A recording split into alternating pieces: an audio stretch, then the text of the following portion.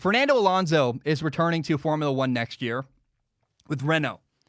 And Fernando Alonso is a two-time world champion in F1. He won in 2005 and 2006, both with Renault Racing Team, driving for them. And here's what's interesting to me. When I heard about Fernando Alonso coming out of retirement to race with Renault, I went, there's no way Alonso's going to be happy with Renault because they're not a great team. They're not really competitive. They're a mid-level team. They're a mid-tier team. But here's the key. Even though Renault is not very good right now, they're a clear midfielder.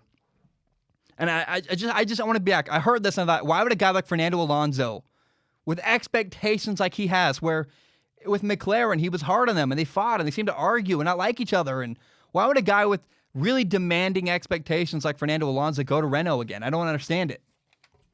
Well, apparently Fernando Alonso has told Renault that for next year in 2021, they're a midfield team. They're going to accept it. 2021 is not the focus. But in 2022, 2 years from now, there will be new F1 technical regulations coming where they're going to have a new ground effect aerodynamic car. And Fernando Alonso's focus is all on 2022. He said, I don't care with where we're at now. I care where Renault is going. I'm like, it's pretty cool. Because he believes when 2022 comes around, Renault can take a step forward in Formula One. So Fernando Alonso's being patient. He's looking at the long-term plan. He's trying to build the Renault team, not from where, he doesn't care about where they're at now. He cares about where they could be in 2 years from now. And when I heard Fernando Alonso was going to Renault, I went, come on, that can't work. But then I heard, that's his approach? Maybe that will work.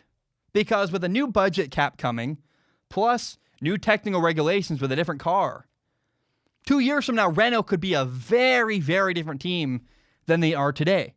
Remember, it's not like Renault's never been good. Renault was good in the early 2000s, 2005, 2006. And when Red Bull won a bunch of championships, they were Red Bull racing Renault. Like, they had Renault engines in their car. And so, again, I look back at this and I think Renault, with new technical regulations, with a budget cap, could be a very different team 2 years from now. And Fernando Alonso clearly wants to help build Renault to get them where they're headed, not where they're at now, but where they could be 2 years from now. And that could work.